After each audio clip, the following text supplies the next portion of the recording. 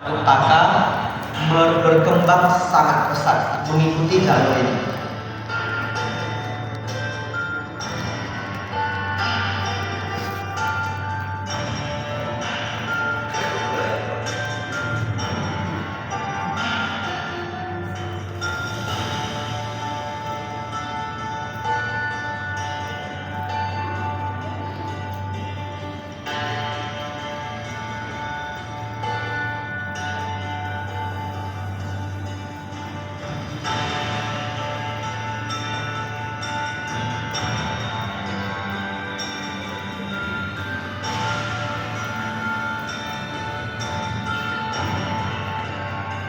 Ya, di stop Bapak Ibu. Theravada akhirnya berkembang di daerah Thailand, Myanmar sana, ya. Anda lihat Theravada menyeberang, ya. Ada informasi sangat menarik. Bapak Ibu ingat nggak ketika warna orange itu menghilang dari India? Ingat, ya? Jadi sebenarnya walaupun tidak tertuang di peta ini, ada satu masa itu agama Buddha di India itu hilang semua. Hilang semua. Semua aliran tua. Ini peta ini nggak lengkap, Bapak Ibu. Sebenarnya hanya berjarak 100 tahun setelah Sang Buddha wafat, muncul 18 aliran agama Buddha. Bukan 2. Tadi yang dituang di sini hanya Sthaviravada dan Mahasanghika. Sebenarnya ada 18 aliran. Tapi kecil-kecil, jadi tidak lagi dibuat di sini, ya. Jadi Bapak Ibu Saudara, ada satu masa itu agama Buddha hilang di India. Lalu ketika semuanya hilang, 18 aliran tua ini sisa satu, Bapak Ibu, Theravada. Kenapa Theravada tidak hilang? Karena ada di Sri Lanka. Dia pulau yang terpisah, betul ya? Tapi Bante, apakah Sri Lanka tidak diserang oleh penjajah atau oleh kerajaan lain? Diserang. Sri Lanka juga diserang, tapi orang Sri Lanka pintar. Jadi ketika para penyerang itu datang, mereka harus melalui kapal laut. Nggak bisa pakai yang lain, karena harus nyebrang. Jadi Bapak Ibu Saudara, begitu para penyerang itu datang, salah satu pertahanan dari orang Sri Lanka adalah karena dia pulau kecil, mereka simpan semua makanan. Satu pulau itu makanan disimpan semua. Jadi kalau ada kelapa di pohon itu, kelapa dipetik semua makanan dikubur di dalam tanah. Semua hewan-hewan dihilangkan semua, pokoknya gak ada makanan. Jadi begitu penyerang itu datang, mereka hanya membawa prajurit dan pasukan. Biasanya mereka harus mencari makan di tempat mereka datang. Mungkin menjarah dari desa-desa yang ada. Ternyata gak ada makanan. Nah, sekarang orang Sri Lanka bertarung ini Bapak Ibu, ya. Biarpun ini kita berperang susah untuk menang, pepesi Budho, ya. Sama-sama mati, tidak apa-apa lah ini, ya. Gak ada makanan Bapak Ibu. Lalu akhirnya mengetahui tidak ada makanan, semua penyerang itu balik. Jadi Sri Lanka selamat Bapak Ibu, ya. Agama Buddha paling tua bertahan sampai hari ini. Jadi oleh karena itu Bapak Ibu Saudara, ketika semua 18 aliran agama Buddha itu lenyap di India, kita beruntung masih ada satu ajaran tua yang berada di Sri Lanka. Oleh karena itu dari 3 aliran besar, Theravada, Mahayana, dan Tantrayana, Theravada terkenal sebagai ajaran yang paling tua, yang paling dekat dengan ajaran Sang Buddha yang awal, ya, yang paling dekat dengan ajaran awal Sang Buddha. Tetapi kalau yang paling awal apa? Yang paling awal tetaplah Buddhisme awal, betul ya? Mari kita lanjutkan.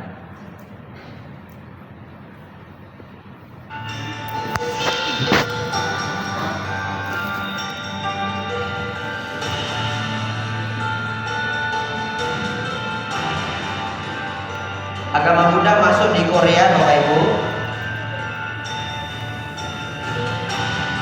Ya, di stop dulu. Ini menarik Bapak Ibu. Ya, diganti dulu, ya. Ya, stop dulu. Bapak Ibu Saudara, itu peta Tiongkok, warnanya orange, nampak ya? Itu sekarang tulisannya diganti, bukan lagi Mahayana. Tulisannya adalah Pure Land. Ya, Anda mungkin tidak terbaca, ya. Terbaca enggak? Ada yang terbaca ya, Pure Land. Pure Land itu apa? Pure Land itu adalah salah satu dari aliran Mahayana. Ya, aliran yang mengatakan ajaran aliran alam surga Sukawati. Nanti Anda cari sendiri, ya. Jadi Bapak Ibu Saudara, sekarang Mahayana juga berkembang Bapak Ibu ya. Nah, tadi kita cerita Theravada. Dari Sri Lanka, Theravada itu berkembang melalui jalur air menuju Asia Tenggara, masuk pertama kali di daerah sekitar Thailand dan Myanmar. Bapak Ibu Saudara, daerah di mana agama Buddha pertama kali tiba ini disebut Suwarna Bumi. Suwarna Bumi itu artinya bumi emas. Suwarna artinya emas, bumi artinya bumi emas. Tapi permasalahannya, Thailand mengklaim Suwarna Bumi ada di Thailand.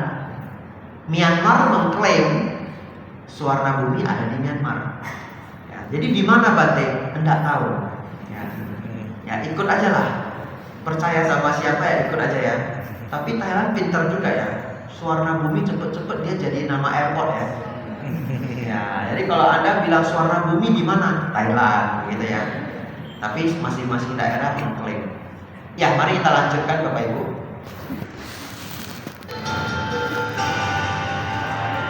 Mahayana datang ke Indonesia Bapak Ibu, masuk ke Pulau Sumatera, masuk ke Pulau Jawa juga.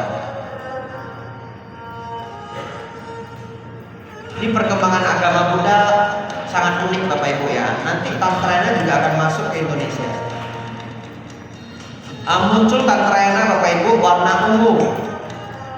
Agama Buddha masuk ke Jepang Bapak Ibu ya. Lihat menyebar sangat cepat. Pulau yang ada di sebelah kiri atas masuk agama Buddha Pure Land. Ini sekarang masuk dinasti Tang Bapak Ibu. Di stop dulu. Ini perjalanan Xianchang. Xianchang nanti akan jalan kaki Bapak Ibu dari Tiongkok ke India. Pergi 4 sampai 4,5 tahun, tinggal di sana 9 tahun, pulangnya sekitar 4 sampai 4,5 tahun, total 17 sampai 17,5 tahun. Perjalanan Xianchang, jalan kaki, ya. Nanti kita ada videonya juga, ya. Ya, pokoknya hari ini juga saya gampang, putar video, selesai pulang. Ya. Ya. Kita lanjutkan Bapak Ibu.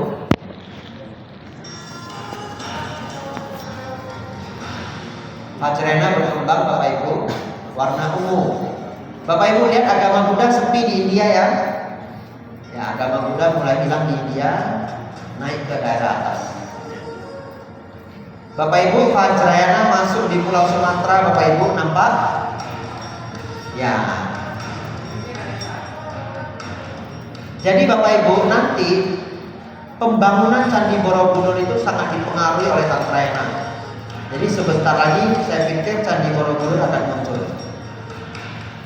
Muncul ya.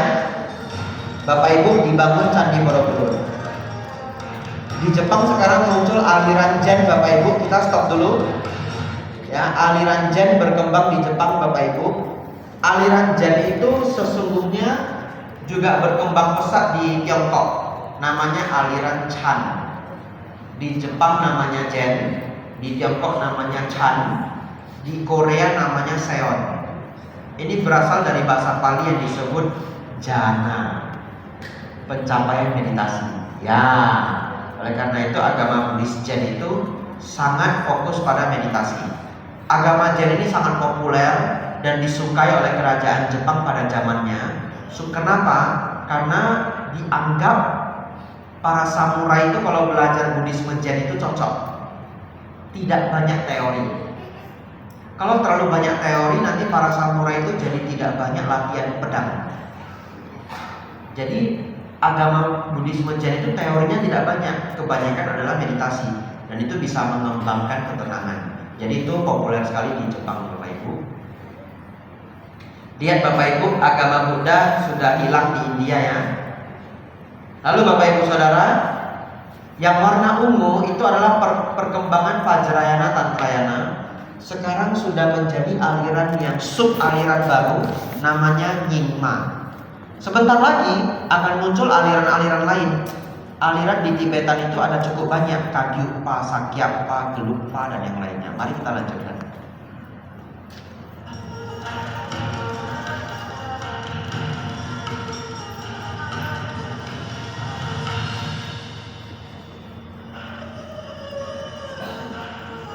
Ya, sudah masuk tahun 1000 Bapak Ibu.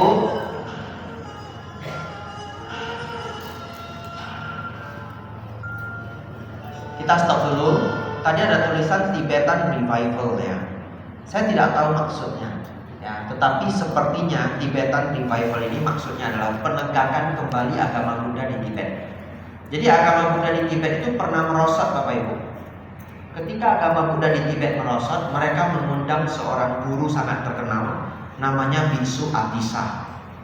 Biksu Atisa ini diundang dari Indonesia. Dan kalau tidak salah beliau adalah orang Bangladesh, biku keturunan Bangladesh, tapi tinggalnya di Indonesia. Saat itu sedang ada di Indonesia. Ada di mana Bapak Ibu? Ada di dekat tempat saya tinggal, dekat Wihara Mendut. Jadi Bapak Ibu, di Wihara Mendut ada relik Biksu Atisa. Ya, dan setiap tahun dulu sebelum Covid, biksu-biksu Tibet itu datang ke Wihara Mendut untuk melakukan puja besar. Ramai sekali. Dan mereka tidak masuk ke Dharmasala. Mereka semua menghadap ke Rupang Arca Biksu Atisa. Ya, akhir-akhir ini setelah pandemi saya tidak tahu masih dirayakan atau masih ada nggak biku-biku Tibet yang datang ya. Karena saya sering pergi dari Wihara Mendut. Kalau saya pembinaan itu 1 bulan baru kembali. Ya, tetapi sepertinya mereka belum datang setelah Covid. Bapak Ibu Saudara, bagaimana kita bisa tahu Biksu Atisa itu dulu tinggalnya dekat Wihara Mendut? Jangan-jangan Bante Abhijato sok-sok ngeklaim aja gitu ya, supaya keren ya. Ternyata tidak. Ada catatan peninggalan Biksu Atisa kalau beliau itu dulu bermeditasi di sekitaran Candi Mendut, di pertemuan 2 sungai. Ya, jadi kebetulan di sana memang ada 2 sungai dan ada pertemuan dari 2 sungai itu. Beruntungnya Bapak Ibu, tanah di samping pertemuan 2 sungai itu saat ini adalah milik Wihara Mendut. Luasnya 2 hektar. Dari Wihara Mendut harus jalan kaki sekitar 20 menit. Harus lewat kuburan. Ini beneran ya. Ya. Dan sampai sekarang sayangnya ya tanah itu belum diapa-apain. Ya. Hanya kosong begitu, belum diapa-apain. Sebenarnya tempatnya sangat bagus untuk dibuat pusat meditasi. Ya, tapi sampai hari ini belum ada yang membangunnya. Ya, Bapak Ibu Saudara, mari kita lanjutkan.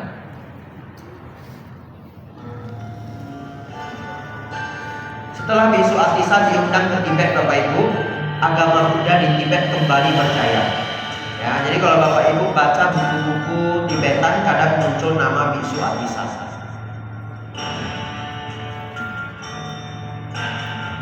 Ya, sekarang muncul aliran yang lain lagi, ada Tien, ada Tientai ya. Muncul aliran Kagyu, Sakya, warna ungu ya.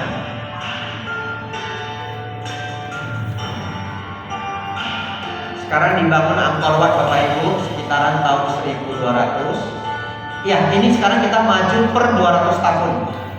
Per 200 tahun, per 200 tahun. Stop dulu. Ya. Jadi yang terakhir itu pergerakan yang cepat sekali itu per 200 tahun, per 200 tahun, per 200 tahun. Ini sekarang Bapak Ibu. Ya.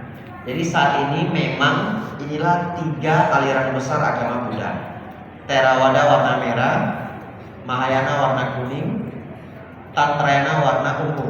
Tetapi sebagai informasi saja, saat ini bisa dikatakan Theravada itu adalah sub atau school ya, bahasa Indonesia disebut school, sekolah. Itu artinya aliran. Aliran agama Buddha yang paling besar itu adalah Theravada.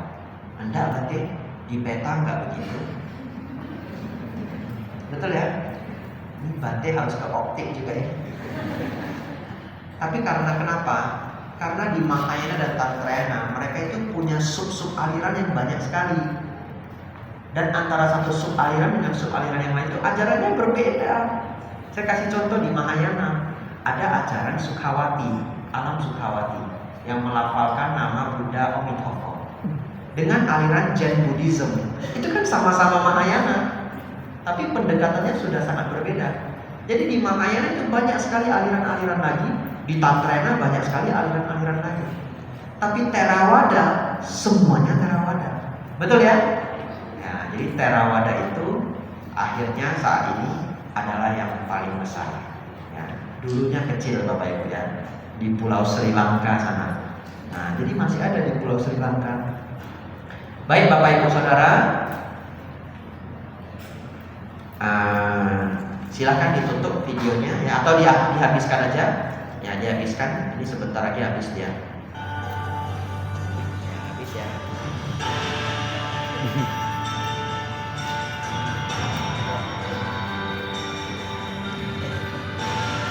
Iya Bapak Ibu Saudara, coba lihat jam Bapak Ibu. Nah, jam pola ya. Kita belum belajar dhamma ya. Dari tadi cuma lihat peta, dibawa jalan-jalan gitu. Sekarang kita belajar dhamma. Bapak Ibu Saudara, kan kita sudah melihat bagaimana agama Buddha itu berkembang menjadi banyak aliran. Ada dua hal yang ingin saya bahas. Yang penting adalah, kalau begitu Bante, apa yang menjadi dasar ajaran Buddha sehingga aliran-aliran itu masih disebut agama Buddha? Bapak Ibu Saudara, masih disebut agama Buddha kalau dasar ajarannya masih sama. Agama Buddha itu memiliki 3 ajaran dasar. Tidak boleh pergi dari 3 ini. Yang pertama, memahami baik dan buruk. Videonya dihitamin aja, biar semua fokus ke saya.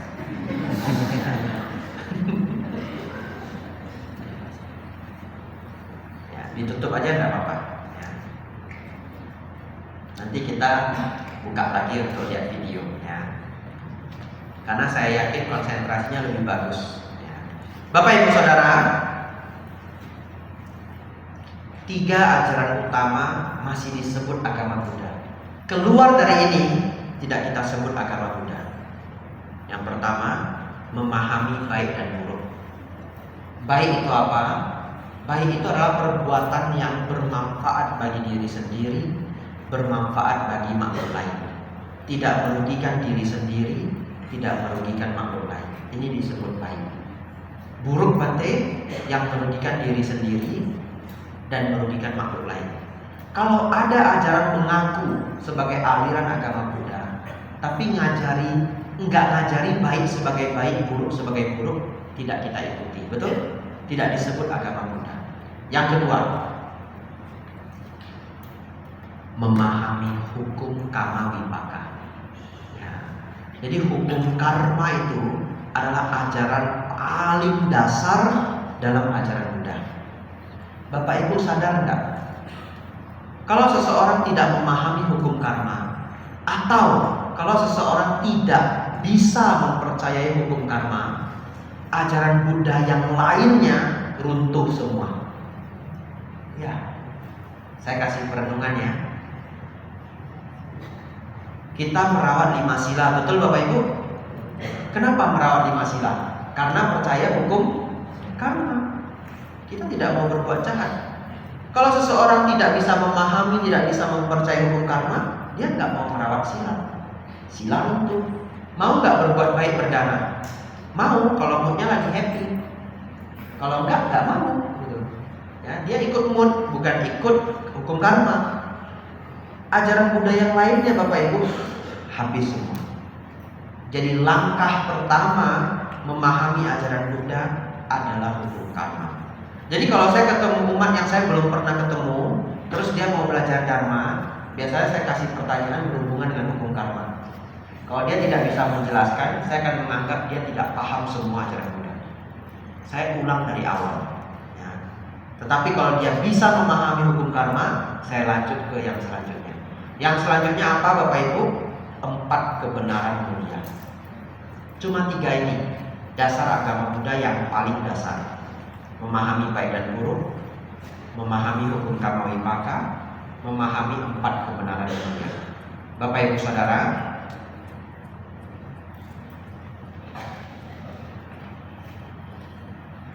ini sudah 8 tahun yang lalu. 8 tahun yang lalu saya ketemu seorang ibu-ibu di satu desa namanya Kulon Progo.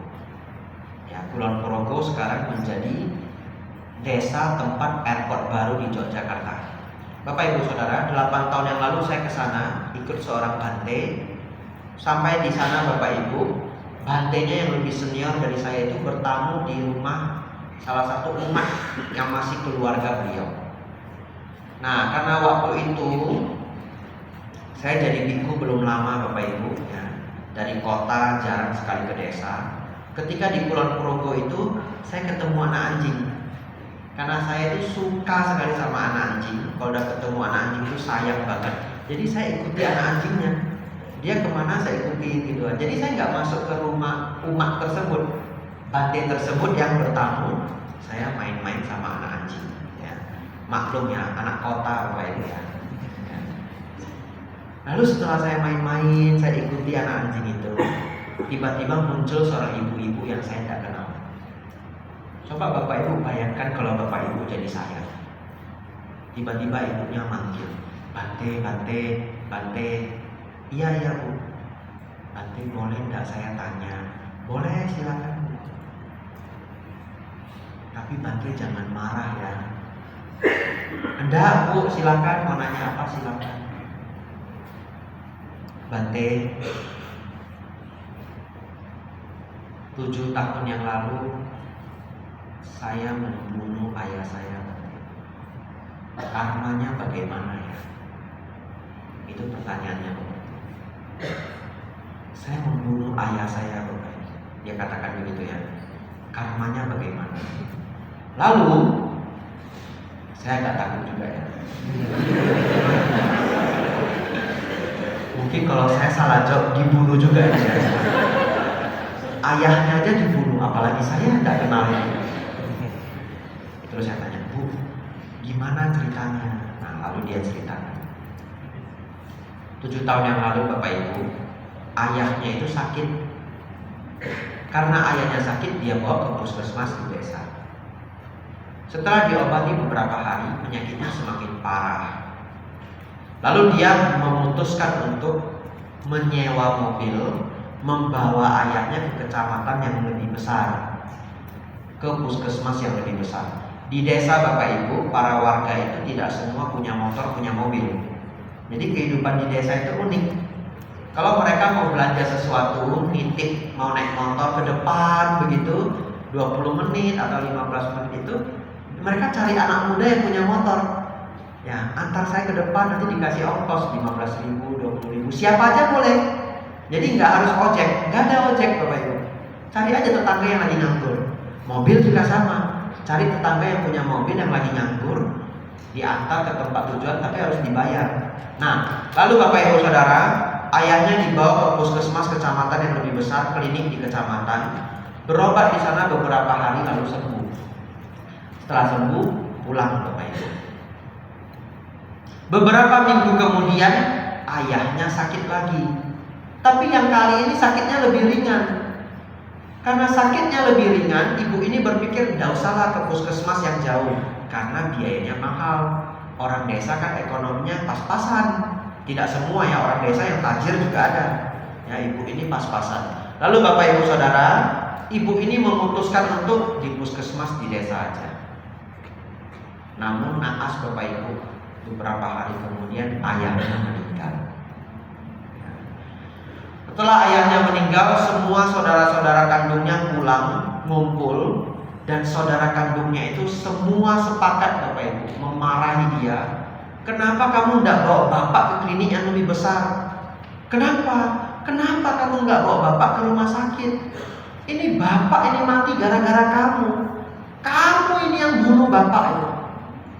Dan saudaranya bukan 1-2 orang, semuanya kamu yang bunuh bapak. Akhirnya itu terkonsep di pikirannya Bapak Ibu. Dia benar-benar menganggap dia yang membunuh ayahnya. Sekarang Bapak Ibu Saudara, secara dharma, apakah ibu itu membunuh bapaknya? Tidak. Kenapa Bapak Ibu? Tidak ada Niat. Ingat Bapak Ibu, ini kata kuncinya ya. Hukum karma itu dimulai dengan niat.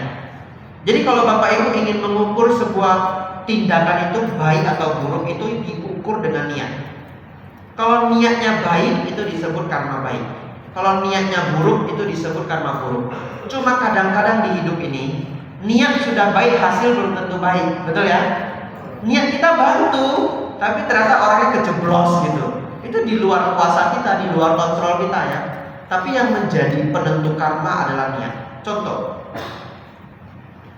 kalau ada seorang dokter Bapak Ibu, pasiennya datang, dokter sudah berjuang meresepkan yang obat yang terbaik. Misalkan orangnya sakit jantung, dikasih resep yang banyak. Kalau orang sakit jantung masuk rumah sakit Bapak Ibu, ini intermezzo saja tapi baik untuk diketahui. Salah satu obat yang dibuka oleh dokter itu obat pencahar. Lucu ya? Apa hubungannya Bante sakit jantung sama pencahar? Ternyata orang yang sakit jantung itu tidak boleh ngeden. Tahu ngeden? Ngeden itu berjuang untuk ngeluarin kotoran. Ya, jadi biasanya kick ya, nggak boleh kick ya, nggak boleh ngepres, itu bahasa Jawanya ngeden, nggak boleh ngeden. Jadi supaya nggak ngeden, dikasih obat pencahar, biar buang air besarnya gampang. Nah kalau dokter itu sudah berjuang meresepkan yang terbaik, tapi besok pasiennya meninggal, apakah dokter itu karma buruk? Tidak sama sekali ya, dia sudah berjuang yang terbaik. Tetapi bagaimana kalau dokternya niat jahat? Bisa. Kalau dokternya niat jahat, itu karma buruk. Sudah tahu ini pasien sakit jantung, dia kasih obat yang banyak-banyak supaya buang air besarnya susah gitu ya.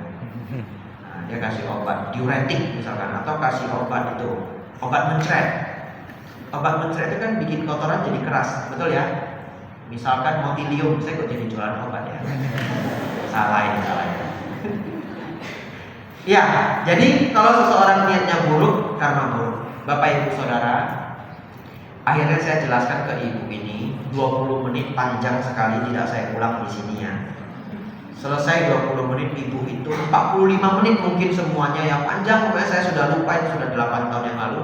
Saya jelaskan apa itu karma, bagaimana itu niat dan sebagainya. Akhirnya Ibu itu mengerti Bapak Ibu. Untuk hari ini Bapak Ibu hafal 2 saja. Hukum karma itu sederhana. Barang siapa berbuat kebaikan, berbuah kebahagiaan. Perbuatan buruk, berbuah penderitaan. Itu saja kuncinya. Perbuatan baik berbuah kebahagiaan. Perbuatan jahat, perbuatan buruk berbuah penderitaan yang disertai niat. Bapak Ibu Saudara, masalah Ibu ini beban 7 tahun selesai Bapak Ibu. Itulah luar biasanya Dharma. Oleh karena itu Bapak Ibu ada waktu semangat belajar Dharma seperti hari ini. Bapak Ibu Saudara, baik, saya akan putarkan video Xiancang. Ini video mungkin video terbaik hari ini ya. Nggak tahu kenapa saya sudah putar di banyak provinsi, banyak yang suka. Biasa tiba-tiba masuk chat, Bante, video tadi yang Tong Samcong, apa ya namanya ya? Ya, Xiancang itu Tong Samcong ya. Bapak Ibu Saudara, jadi ceritanya Biksu Xiancang ini jalan kaki totalnya itu pergi 4,5 tahun, tinggal di sana 9 tahun, pulang 4,5 tahun, 17 tahun. Kisah yang sangat luar biasa. Setelah pulang, dia membawa catatan yang sangat banyak, karena setiap dia kemana dia catat semuanya. Jadi ketika pulang itu menjadi harta karun kerajaan. Oleh karena itu Biksu Xiancang mendapatkan gelar yang banyak sekali. Salah satu nama dari gelarnya itu adalah Tong Samcong, Tang Samcang. Sangat terkenal ya. Nah, dia punya murid Bapak Ibu, tapi bukan Sung Dokong ya. Sebenarnya Sung Dokong Tipak Kai Saceng itu novel Bapak Ibu, tidak real. Tetapi semua perjalanan Biksu Xiancang jalan kaki itu menemui banyak sekali rintangan. Dan setiap rintangan-rintangan itu diubah menjadi siluman. Ya, jadi perampok, penjahat, bandit, nah itulah yang jadi siluman kambing, siluman, ada banyak siluman loh ya. Yang paling susah dilawan siluman kelabang, ada siluman ayam. Tetapi di antara banyak sekali siluman, ada episode yang sangat panjang. Kisah sebenarnya adalah Tong Samcong dan para prajurit-prajurit kerajaan melalui desa prostitusi. Apa itu desa prostitusi? Bagi desa pelacuran. Nah, setelah mereka jalan kaki sebegitu lama, para prajurit itu sama perampok nggak takut, Bapak Ibu. Sama bandit itu nggak kalah. Longsor salju juga nggak kalah. Kalahnya ketika masuk desa pelacuran. Para wanita memanggil, "Mai kia ya lah." Ya, cuannya tuan mulai itu tiup ya, gitu ya. Nah, nggak usah jalan lagi, capek, perjalanan jauh, kalian tinggal di sini aja. Bayangkan itu para prajurit setiap hari jalan kaki itu six pack semua ya. Iya. Begitu ketemu di sana, banyak prajurit minta resign, Bapak Ibu. Gak mau lagi jadi prajurit. Di sini paling bagus. Tok samcong jalan sendiri biaukin ya. Bapak Ibu Saudara, kisah desa prostitusi ini diubah menjadi siluman laba-laba. Itu episode paling panjang, Bapak Ibu. Itu silumannya sakti menjerat begitu banyak orang. Zaman itu menjerat para prajurit. Bapak Ibu Saudara, perjalanan ini banyak memakan korban karena ketika melewati pegunungan Himalaya terjadi longsor salju, banyak sekali prajurit yang mati. Bahkan prajurit yang mati itu sangat luar biasa. Mereka ketika tertimbun salju, mereka sambil menangis menyuruh temannya jangan menolong mereka. Lanjut, lanjut, jangan balik. Karena kalau temannya balik, mereka takut mati semua. Jadi mereka itu sambil menangis minta temannya pergi karena mereka tahu mereka pasti mati. Jadi perjalanan yang sungguh sangat sulit. Mari kita lihat ketika Bisu Xianchang tiba di Wihara Nalanda. Nah, silakan diputar.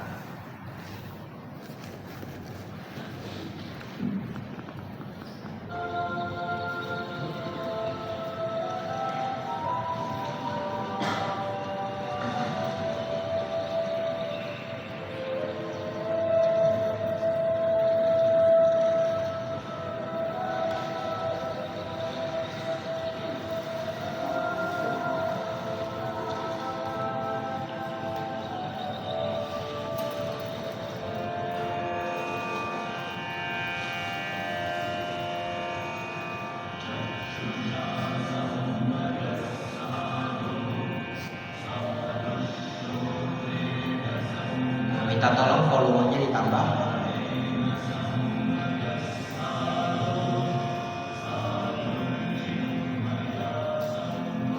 Ya, stop dulu. Nah, sambil volumenya ditambah. Bapak Ibu Saudara, ini adalah penampakan Wihara Mahanalanda di India. Kalau Bapak Ibu saat ini ke sana, ini semua sudah runtuh, tinggal reruntuhan. Kalau Anda ikut trip Damayatra ke India, pasti dibawa ke sini. Dan ini luasnya Bapak Ibu di zaman dulu adalah 10 km. Tapi sekarang yang digali itu hanya 1 km. Ya, tidak heran ya, ini adalah wihara sekaligus universitas. Ini adalah salah satu universitas tertua di dunia, Universitas Mahanalanda. Kenapa saya mengatakan tidak heran 10 km? Karena kalau Bapak Ibu saat ini pergi ke universitas di Indonesia, universitas besar ya, di Sumatera ada USU, Universitas Sumatera Utara, ada UI, UGM, Erlangga di Surabaya, semuanya juga luasnya luar biasa. Ya, jadi tidak heran kalau universitas itu besar. Mari kita lanjutkan.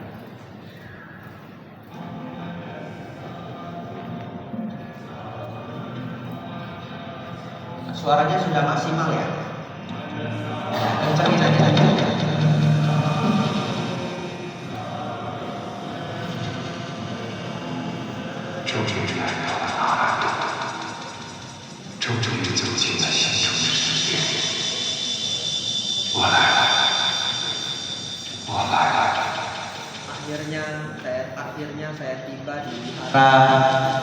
Akhirnya saya tiba di Wihara Impian Jaya. Ya, saya tiba.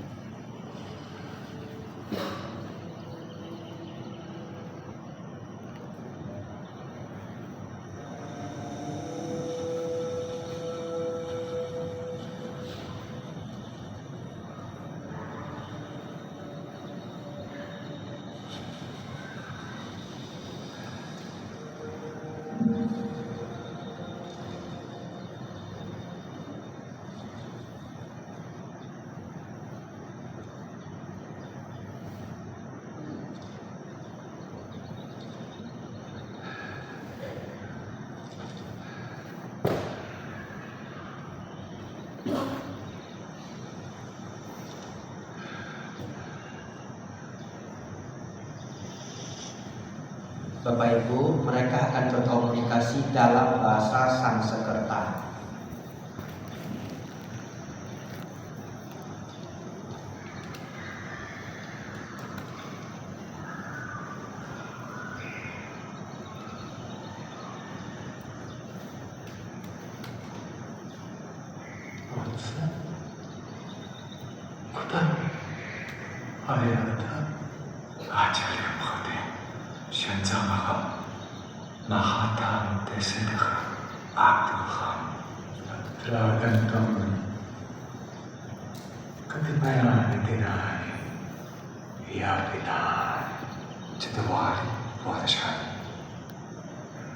Ya, di stop dulu.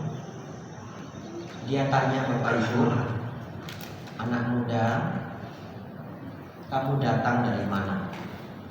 Bisu Siencang menjawab, saya datang dari daerah Tang. Berapa lama perjalananmu ke sini? 4 tahun guru. 4 tahun perjalanan guru. Ya.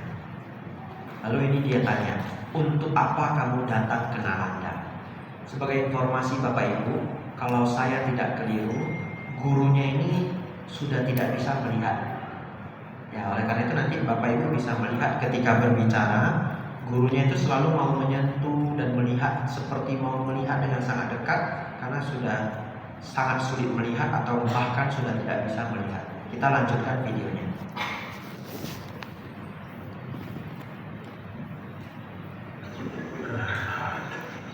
Nalanda, Acharya, Bhavadaha, Jananavante, Urvishya, Yugaja, Bhumishas. Saya datang untuk belajar. Sadu. Uttama, Kalpa. Varshatre Purvam. Ya, stop dulu. Atra Bhavanta. Beliau bertanya ya, kamu datang kemari untuk apa? Bisu Siencang menjawab, untuk belajar yoga sastra bumi cara kepadamu. Itu adalah kitab yang terkenal di Mahayana. Bapak Ibu, Bisu Siencang datang ke India, datang ke wihara berbasis Mahayana. Itu sebabnya pulang ke Tiongkok, Mahayana berkembang sangat pesat di Tiongkok. Sekarang ini menarik sekali ya, ini mengenai mimpi. Mari kita lanjutkan. Anubhiveshwara Bodhisattva, Maitreya Bodhisattva, Tathach Manjushri Bodhisattva, ete sarve mama swapnam agatya kathitavanto yat mad Angradeshika Bauddhabhibhyo Dharmashastram Patitam Tav Samipam Adamashyami.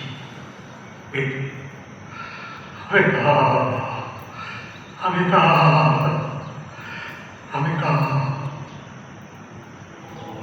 Ya, stop dulu. Guru ini mengatakan 3 tahun yang lalu saya bermimpi. Di dalam mimpiku datang Bodhisattva Avalokiteswara, Bodhisattva Maitreya, dan Bodhisattva Manjusri. Datang kepadaku memberitahukan bahwa 3 tahun yang akan datang, ya, tidak ada 3 tahun yang akan datang. Kelak atau di masa depan akan datang seorang biksu dari daerah Tang untuk belajar dharma kepadamu. Ya, jadi itu ungkapan dari gurunya tadi. Dilanjutkan.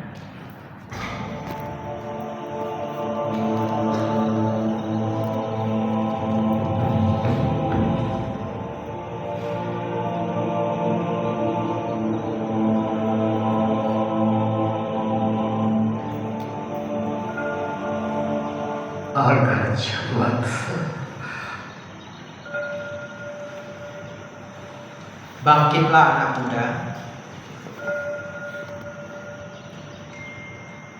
Sudirgha kalam Pratikshavaroham. Saya sudah hidup selama ini untuk menunggu kedatanganmu.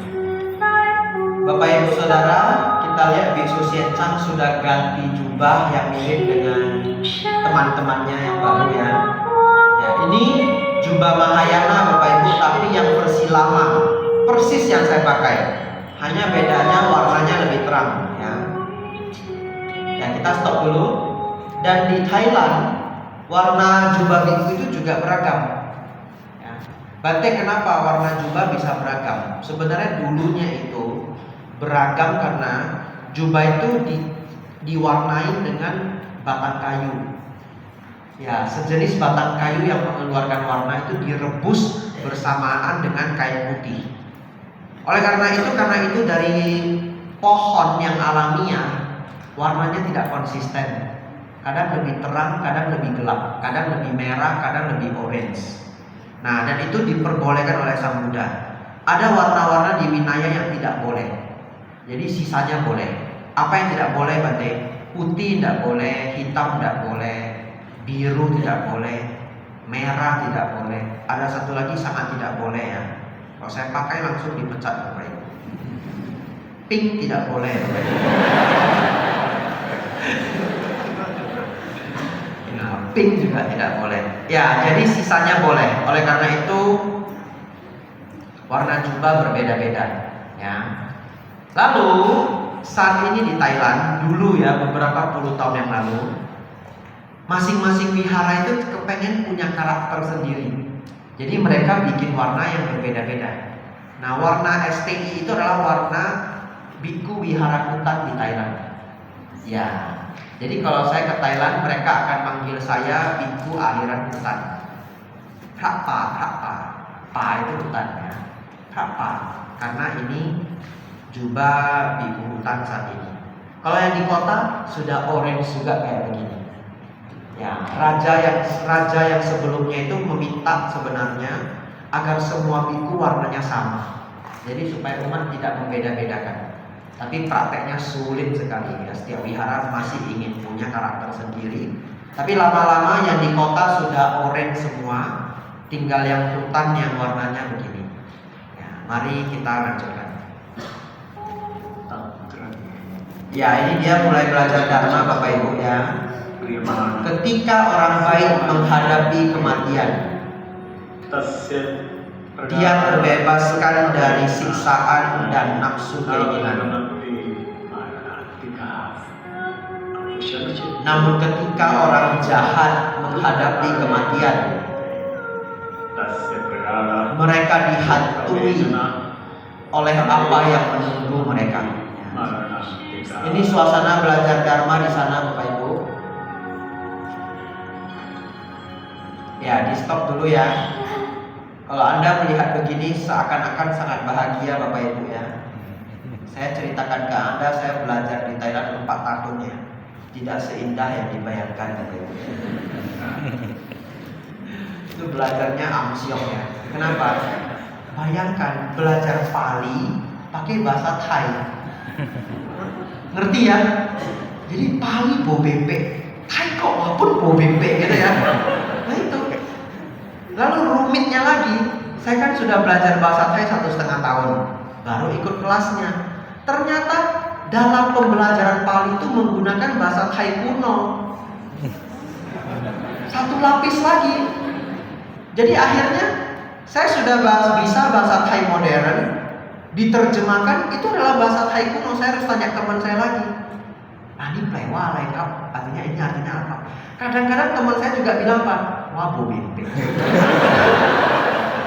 Dalam hati saya mikir ini orang Thainya bo bebek apalagi saya. Dan lucunya mereka itu kalau nggak ngerti diem aja. Mungkin takut dimarahin guru ya. Saya angkat tangan. Acan, ani plewa raihap, ini artinya apa? Lalu gurunya nanya, siapa yang tahu artinya? Ini kan bahasa Thai kuno ya. Kayak tadi Dirgahayu, betul ya? Ini bahasa India, bahasa Indonesia kuno. Ternyata teman-teman saya semua juga bilang nggak tahu, nggak ada yang nanya Bapak Ibu. Lalu lama-lama, karena saya selalu tanya, kadang-kadang mereka mau tanya tapi takut dimarahi guru. Suruh saya nanya. Orang Indonesia tidak pernah dimarahi, karena gurunya sudah kagum. Setiap kami belajar, gurunya liatin kami sambil bilang, kasihan ya kalian ya gitu. Lalu Bapak Ibu Saudara, setiap pulang belajar, kalau teman saya gampang, mereka tinggal bikin PR 1 jam selesai. Sedangkan saya Bapak Ibu sampai di Kuti masih harus ngafal bahasa Thailand tadi, yang seumur hidup saya belum pernah dengar. Jadi akhirnya ditambah pekerjaan wihara, kalau tinggal di Thailand harus bersih-bersih wihara, ngepel, nyapu daun, harus ngerawat biku baru. Jadi semua biku baru itu tanggung jawab kami. Pagi-pagi harus ketuk pintu, suruh bangun, karena biku sementara Pak Baja Bapak Ibu. Nah kalau yang Pak Baja kan tidak seserius orang yang jadi biku seumur hidup. Nah, Pak Baja itu harus ketuk, "Kan Kap, Chao Liao, sudah pagi, pai bindabat," gitu. Pergi pindah patah. Di antara banyak murid, kadang dapat yang bandel luar biasa. Diketok gak mau bangun. Han itu artinya tuan. Jadi di Thailand manggil sesama biku tuan. Saya panggil mereka tuan, mereka panggil saya tuan. Han Kap, Ten Kap, bangun. Pai bindabat, pergi pindah patah. Han Kap, gak mau bangun. Sial supaya. Stres sekali saya. Han Kap, gak mau bangun. Tahu nggak caranya gimana biar dia bangun? Diketuk sambil bilang begini, "Tan Kap, Lung Pi mi kunce na, Hamai ปิด เดี๋ยว Lung Pi เปิด eng na," gitu. Tahu nggak artinya? Saya asal ngomong Bapak Ibu pasrah aja ya. Kunce itu artinya kunci. Ya itu kunci. Jadi saya harus bilang, auso, kalau bahasa Indonesia auso, itu yang lebih mudah ya. Atau tuan gitu ya, auso, biku ya, auso, buka pintunya ya. Kalau nggak mau buka pintunya, saya punya kuncinya. Kalau kamu nggak mau buka, saya yang buka sendiri. Langsung diajak, "Kap, Lung Pi," gitu ya. Panggil saya Lung Pi. Lung Pi itu panggilan untuk Bante yang sedikit umurnya lebih tua. Kalau umurnya seumuran kakak kita, panggilnya Luang Pi. Luang Pi. Tapi karena cepat kedengarannya seperti Lung Pi. Tapi itu adalah Luang Pi.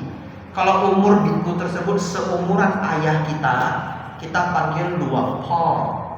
Luang Po itu artinya biku yang tua. Berapapun masanya. Di Indonesia orang berpikir Luang Po itu artinya biku sakti. Betul ya? Kalau sudah sakti dipanggil Luang Po. Bukan. Satu wasa pun, kalau umur bantenya seumuran ayah kita panggil Luang Po. Kalau lebih tua lagi bante, kakek, Luang Pu atau Luang Ta. Pu itu kakek dari ayah, Ta itu kakek dari ibu. Nah, dulu ada bante di Indonesia sudah tua. Pergi ke Thailand dipanggil Long Ta. Ibunya bilang, gak enak didengar ya. Karena saya sudah tua, saya dipanggil terlunta-lunta. Ya. Oleh karena itu Bapak Ibu panggil saja Luang Pu ya. Ya, Luang Pu boleh, Luang Ta boleh ya, kakek. Ya, Bapak Ibu Saudara, jadi belajar di luar negeri seperti beliau tidak seindah yang dibayangkan. Beliau harus belajar bahasa Sanskerta bersama bahasa Hindi. Betul ya? Double language. Itu yang saya alami di Thailand. Ya, tapi bagaimanapun akhirnya selesai pelajarannya ya. Ya, mari kita lanjutkan.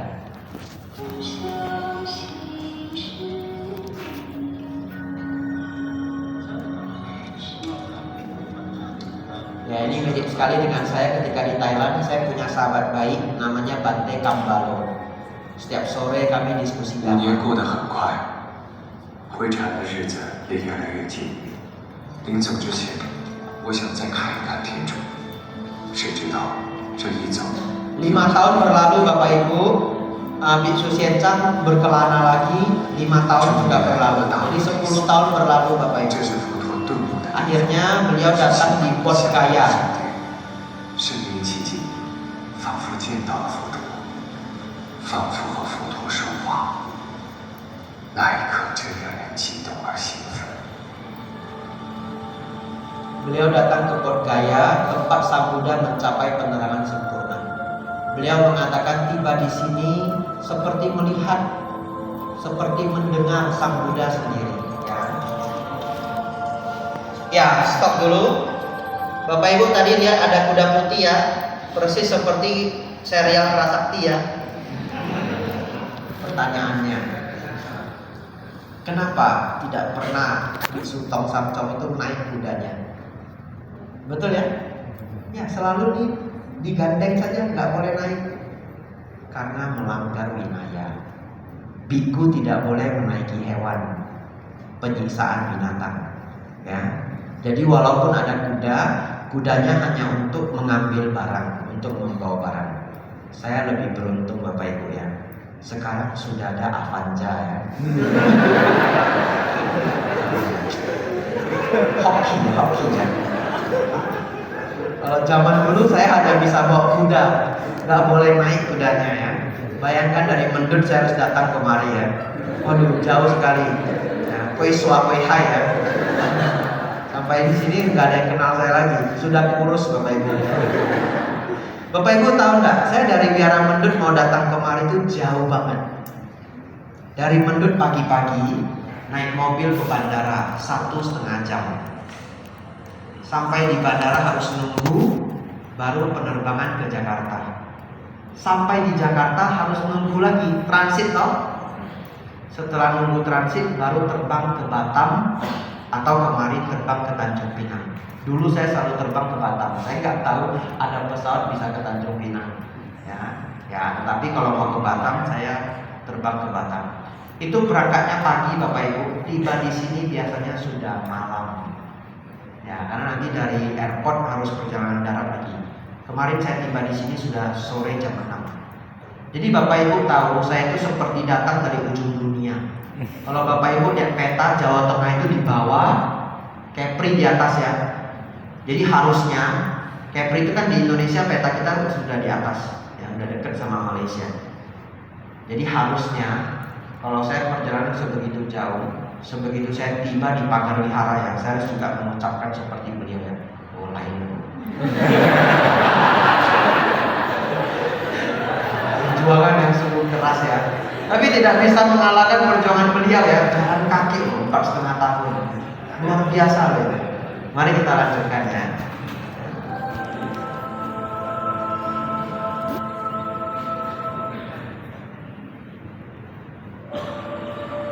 Ya, habis videonya yang ini ulang.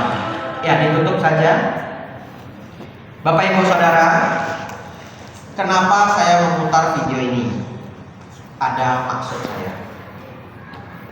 Bapak Ibu bayangkan, Biksu Hsien-Tsang sangat luar biasa ya. Kalau saya ke India, saya selalu senang sekali ke museum beliau. Selalu dibawa ke museum beliau, itu trik Damayatra. Katanya ada museum beliau di Tiongkok, tapi saya belum pernah ke sana.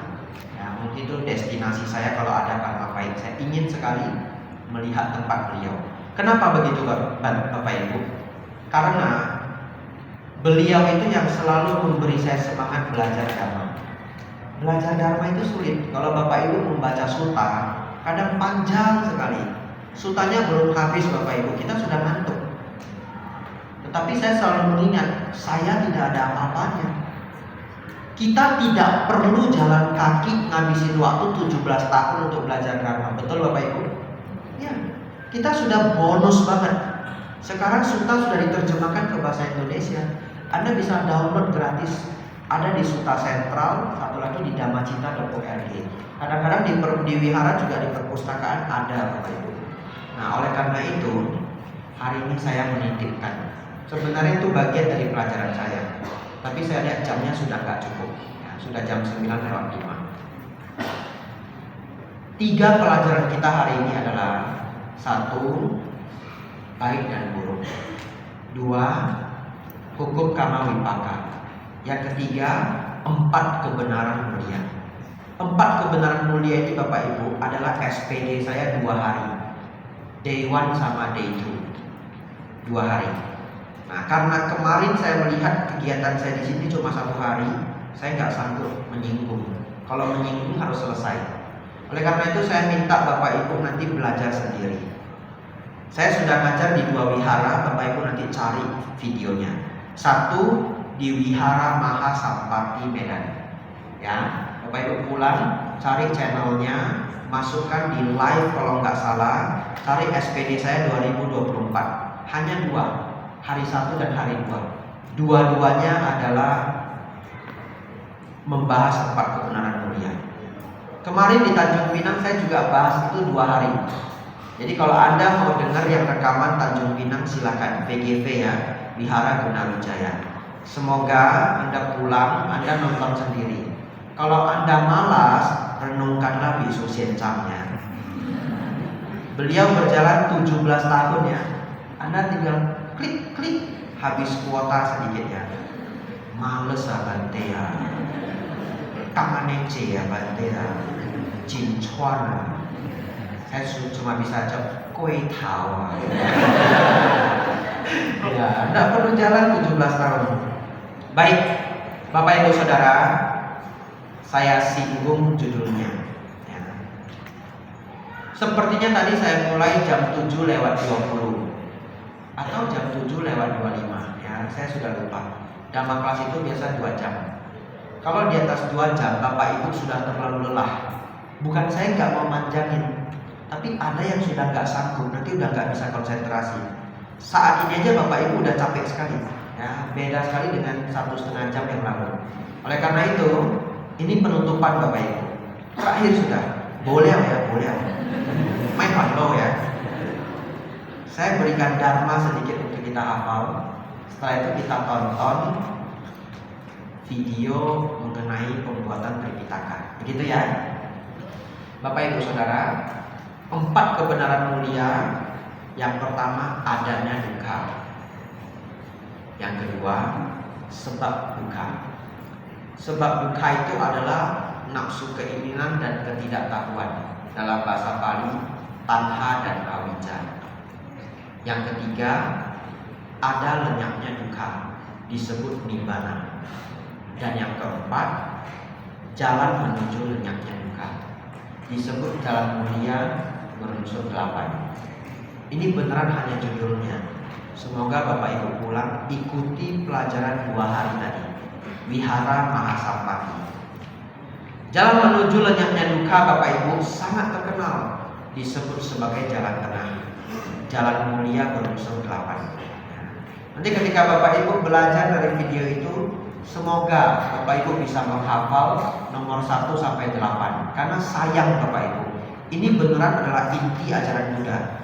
Kalau kita tidak hafal 8 ini rasanya sayang sekali ya. Pandangan benar, pikiran benar, ucapan benar, perbuatan benar, penghidupan benar. Stop dulu, 5 dulu. Kenapa 5 dulu Bante? 5 ini adalah cara hidup yang benar. 3 lagi adalah meditasi. Jadi 5 tambah 3, 8 ya. Pandangan benar, pikiran benar, ucapan benar, perbuatan benar, penghidupan benar. 3 lagi adalah meditasi Bapak Ibu. Usaha benar, perhatian benar, meditasi benar ya. Ini nanti ada di pelajaran saya hari kedua. Semoga Bapak Ibu benar-benar rajin pulang pelajari ini. Bapak Ibu Saudara, 3 inilah disebut dasar ajaran Buddha. Apapun alirannya harus memiliki 3 ajaran ini. Baik dan buruk, hukum Kamawipaka, dan 4 kebenaran mulia. Kalau Bapak Ibu ditanya satu ketika oleh orang, dari semua ajaran Buddha, yang mana yang paling mendasar? Bapak Ibu jawab, 4 kebenaran mulia. Ingat ya, 4 kebenaran mulia. 4 kebenaran mulia ini seperti awalnya sungai. Awalnya mata air sungai. Lalu kemudian sungai ini mengalir Bapak Ibu. Ketika sungai ini mengalir, sungai itu berubah bentuk. Ketika dia jatuh dari jurang, kita sebut air terjun, betul? Ketika dia melewati arus yang kecil, dalam bahasa Inggris kita sebut stream, bukan river. River itu yang agak besar. Lebih kecil lagi kanal, lebih kecil lagi stream. Jadi bahasa Inggris itu dibagi-bagi. Tapi semuanya itu dari awalnya sungai. Awalnya ajaran Buddha adalah 4 kebenaran mulia. Jadi walaupun sekarang sungainya sudah berubah-ubah bentuk yang kita sebut sebagai aliran Theravada, Tantrayana, Mahayana, Jain Buddhism, Tiantai, Sukawati, Pure Land dan sebagainya, semuanya berawal dari 4 kebenaran mulia. Mari kita saksikan video Tripitaka. Di operator namanya Agrotech. Ini kitab yang ditulis di atas daun lontar. Ya, kitab ini ditulis di atas daun lontar. Hal tersebut membuat pengetahuan, gagasan, kepercayaan, serta tradisi, seni, dan budaya di Thailand dicatat di kitab ini. Tidak hilang dari waktu ke waktu karena sebagian nenek moyang Thailand merekam berbagai cerita dan disimpan dalam buku-buku kuno di Thailand menggunakan daun lontar. Penasaran bagaimana cara membuatnya? Simak video kami hingga selesai. Lontar adalah salah satu jenis palem yang kerap kali dimanfaatkan oleh masyarakat. Lontar merupakan jenis tumbuhan tradisional yang sering ditanam secara sengaja oleh masyarakat di beberapa daerah karena memiliki berbagai manfaat. Bagian dari pohon lontar yang sering digunakan masyarakat adalah daun lontar, pelepah, bunga, dan buahnya. Hasil olahan lontar paling tenar adalah nira dengan menyadap bunganya. Namun, tahukah Anda jika ada kitab yang ditulis di atas daun lontar? Ya, kitab agama Buddha. Kitab ini ditulis dengan cara menulisnya di daun lontar. Cerita yang ditulis di atas daun lontar, kebanyakan dari mereka adalah ajaran dalam Tripitaka atau hal-hal yang berkaitan dengan Sang Buddha. Selain cerita moral, naskah juga merekam peristiwa dan cerita duniawi seperti sejarah, astrologi, sastra, kronik, hukum kuno, farmakop, mantra sihir, dan lain sebagainya. Namun, saat menulis di atas daun lontar harus sangat berhati-hati. Mundur sedikit. Tadi kitab yang banyak tulisannya. Maju dulu boleh. Dan lain sebagainya. Namun saat ini ya, stop. Bapak Ibu Saudara, ini bukan bahasa Thailand ya. Anehnya, ini kan dibuat sama Biku Thai.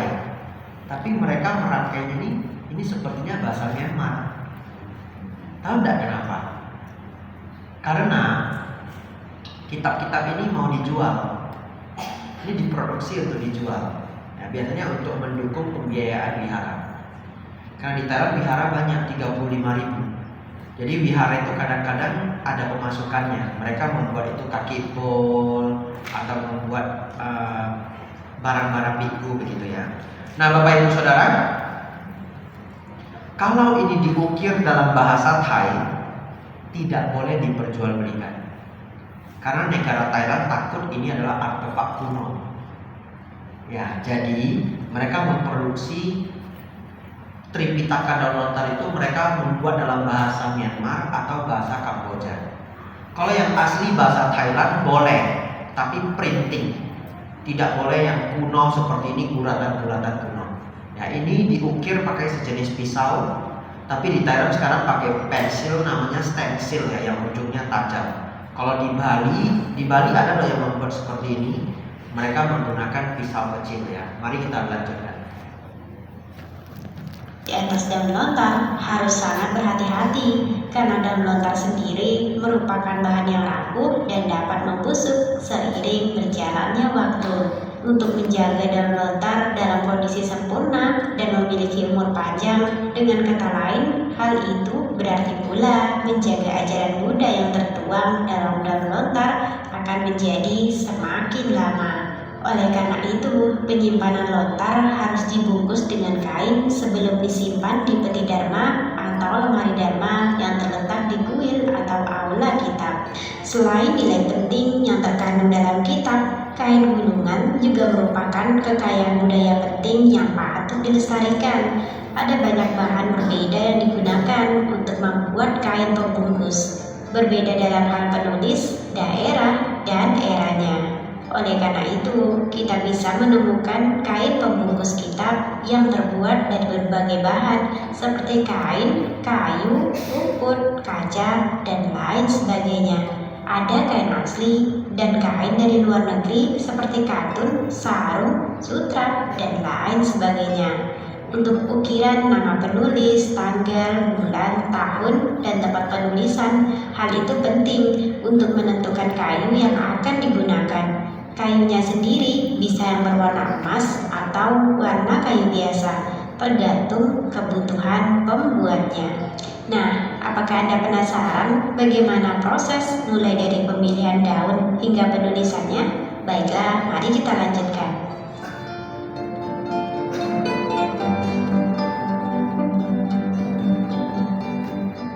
Daun lontar yang digunakan harus memiliki kualitas bagus, ukuran pas, dan merupakan daun muda kedua yang baru mulai terbuka karena seratnya tidak terlalu lengket, daunnya halus, dan tidak mudah patah. Setelah daun dipotong, lalu dijemur di bawah sinar matahari dan embun selama kurang lebih 3 hari 3 malam. Kemudian diikat menjadi satu. Untuk selanjutnya dipotong batangnya. Setelah itu ditumpuk sekitar 20 hingga 30 meter. Digulung membentuk lingkaran, diikat dengan tali, lalu direndam dalam air selama kurang lebih 24 jam. Beberapa penduduk setempat biasanya merebus daun lontar dengan air sisa pencucian beras. Setelah itu dijemur selama kurang lebih 2 hari. Setelah daunnya benar-benar kering, gulungan tersebut dibuka dan daunnya dibersihkan satu persatu. Lalu letakkan di atas nampan dan disimpan di udara terbuka. Nampan terbuat dari kayu seukuran daun lontar, digunakan dengan bagian depan dan belakang. Satu tumpukan berisi kurang lebih 10 hingga 20 daun lontar yang saling tumpang tindih dan disambung dengan pembatas. Gunakan pisau tajam untuk memotong agar rata di keempat sisi pembatasnya. Lalu dirangkai 500 daun dan diikat menjadi 3 bagian.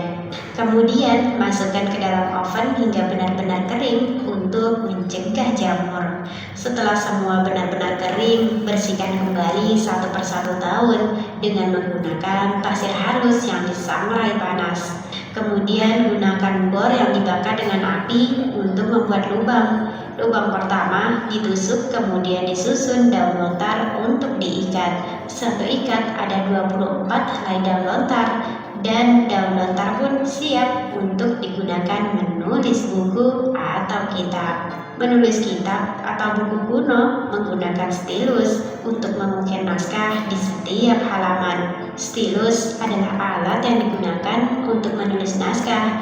Bentuknya mirip dengan pulpen kekinian, terbuat dari kayu dan paku. Dengan mengasah kayu dan mengubahnya menjadi batang untuk pegangan.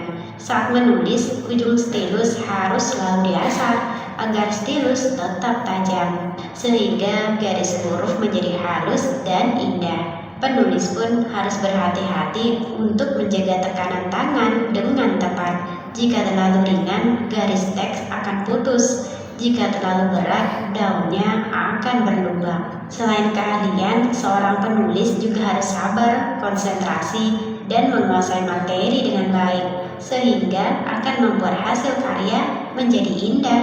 Indah tanpa kesalahan, karena jika tulisan salah tidak dapat dihapus atau diperbaiki, namun akan menggunakan metode koreksi dengan memolesi karet atau menandai huruf yang salah, membuatnya terlihat tidak menarik dan kesucian terhadap ajaran dapat berkurang. Naskah yang telah ditulis dapat didekorasi agar serasi dengan indah baik diisi buku maupun sampul.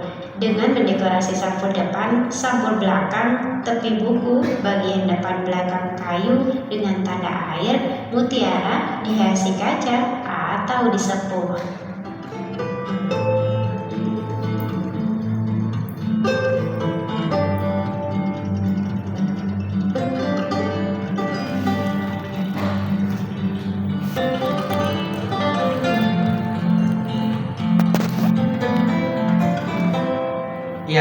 Ibu, tadi Bapak Ibu sudah lihat sendiri kitab dari Daun Lontar itu besar sekali ya, oleh karena itu disimpannya di keranjang-keranjang. Akhirnya kita sebut kitab suci kita sebagai 3 keranjang. Dan karena tadi Bapak Ibu lihat sendiri, daun itu dijahit dengan benang. Benang dalam bahasa Pali disebut sutta. Oleh karena itu salah satu pengelompokan kitab suci khotbah-khotbah Sang Buddha kita sebut sebagai sutta, yang artinya adalah benang. Ya Bapak Ibu Saudara,